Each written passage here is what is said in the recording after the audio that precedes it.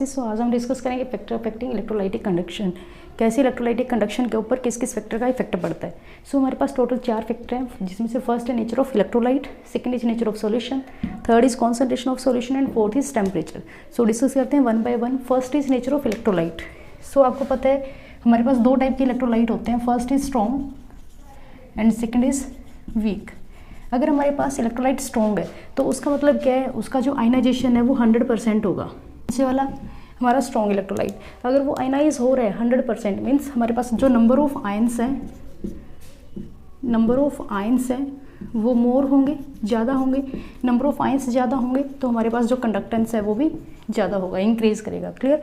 अगर हम बात करते हैं वीक इलेक्ट्रोलाइट की, तो वीक इलेक्ट्रोलाइट हमारा 100% डिसोशिएट नहीं होता। अगर 100% डिसोशिएट नहीं होता देन हमारे पास जो नंबर ऑफ आयंस हैं वो भी कम होंगे, नंबर ऑफ आयंस लेस होंगे। नंबर ऑफ आयंस लेस होंगे तो हमारी जो कंडक्टेंस है वो भी लेस होगी। बट अगर हम डायल्यूशन करते हैं देन जो वीक इलेक्ट्रोलाइट की कंडक्शन है वो भी इंक्रीज करेगी जैसे जैसे डायल्यूशन हम बढ़ाएंगे। Next is nature of solution. हमारे पास 2 टाइप के सॉल्यूशन होते हैं, polar and non polar.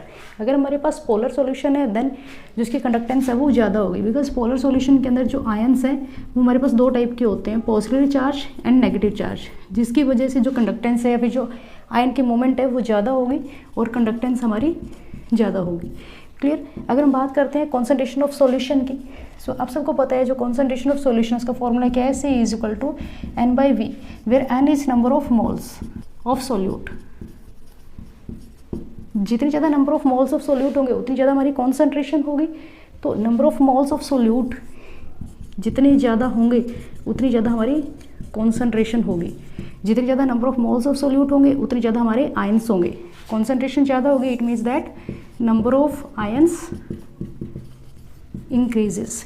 Number of ions increase होंगे means positive and negative charge particle के बीच में अट्रैक्शन ज़्यादा होगी।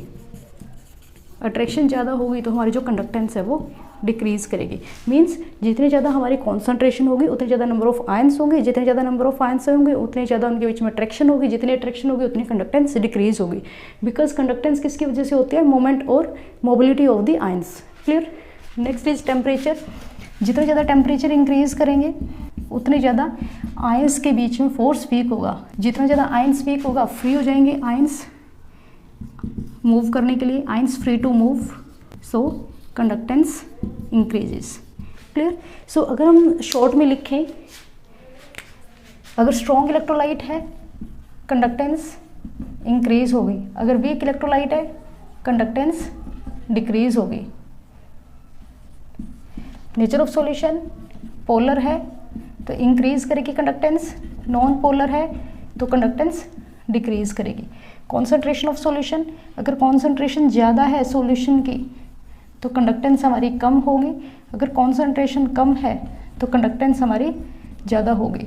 टेम्परेचर, अगर टेम्परेचर ज़्यादा है, मोर है तो कंडक्टेंस भी ज़्यादा होगी, टेम्परेचर लेस है तो कंडक्टेंस हमारी कम होगी। क्लियर।